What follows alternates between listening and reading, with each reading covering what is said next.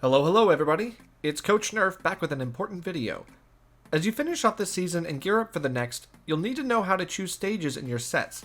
Leaving the choice up to your opponent alone will unnecessarily set you back and can make it harder for you to win.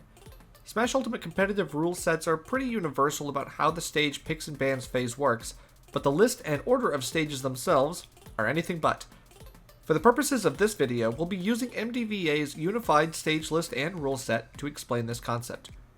By the end of this video, you'll be able to identify the best stages for your character or playstyle, and demonstrate proficiency when playing on them. For a warm-up, let's start on the Gentleman's stage, that is, Pokemon Stadium 2. This is the most common Game 1 pick for all sets and is often Gentlemaned 2, which means the two players agree to go there and bypass the pick and ban phase to save time. This is done because PS2, while the longest stage from end to end by units, is considered the most neutral stage, providing most characters the opportunity to execute their game plans in some way there. Play a quick game on PS2 with your character of choice. The first thing to understand is what stages your character does best in. This can be for any number of reasons. There are some exceptions, but for the most part, stage picks can be good for certain playstyles and character archetypes. Longer stages such as Town and City, PS2, and Kalos often benefit zoner types and characters with projectiles or other ranged pressure. It's a lot easier to keep your opponent away if you have more space on the stage to escape to after all. Conversely, rushdown characters often like small stages, like Small Battlefield and Smashville. Play 3 games each on 2 different stages that enhance your character's playstyle. Platforms and their heights, lengths, and positioning are also important to keep in mind when you're picking stages that your character likes. Characters with good vertical combos, particularly those that are hyper-aggressive, really enjoy Battlefield or any other stage with 3 platforms in the triangular position. They can string up airs together to get huge combos. Other characters that aren't able to reset their jumps quickly can't maintain the dominant combos that Fox Mario or Zero Suit Samus can get, but they can still shark an enemy's landings by going to a stage with no platforms. This removes potential escape routes from the opponent's list of options and makes them have to commit to something that makes them safer on landing, like an air dodge. These characters that are more reliant on reads to keep advantage states going are able to benefit from flatter stages because those stages force out more polarizing interactions.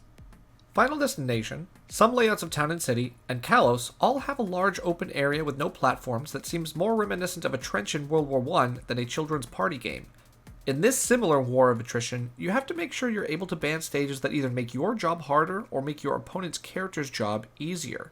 Your character may also have some specific tech that is or isn't possible on some platforms over others.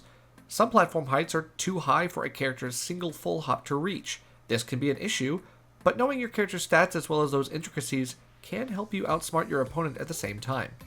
Play 3 games each on 2 different stages that enhance your character's playstyle based on their platforms, and get 5 vertical combos over 50% using the platforms, or lack thereof, to secure your hits.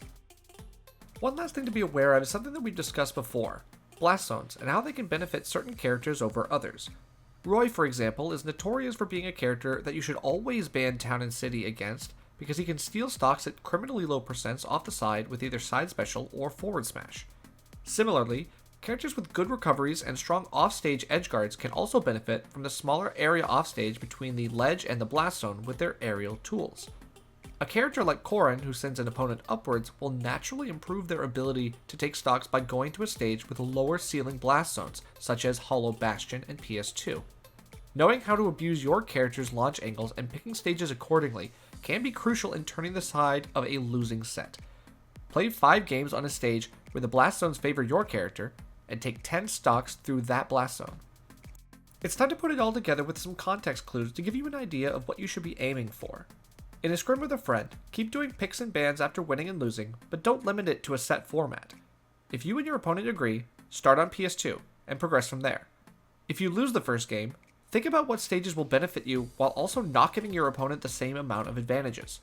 Consider what they are doing that would not be possible on a different stage. Is that a stage you are comfortable on, or can perform well on? Keep in mind what stages they banned as well. If one of them is also a stage that you ban often, you can recognize that you can get an extra ban by intentionally not banning a stage that they will very likely not pick anyway. This is the mind game of stage picks and bans. Keep playing until you've won at least 3 games directly following a stage counterpick. Although you may be familiar with your own region's legal stages, it's very likely that if you travel outside of your region, you'll find key differences in their competitive stage lists, such as having some starters as counterpicks, or even stages that aren't on your stage list at all. It's not common to find Lilat or Yoshi's story legal anymore, but you should still be prepared for anything by doing your research into the stage lists of the tournaments you're planning on attending.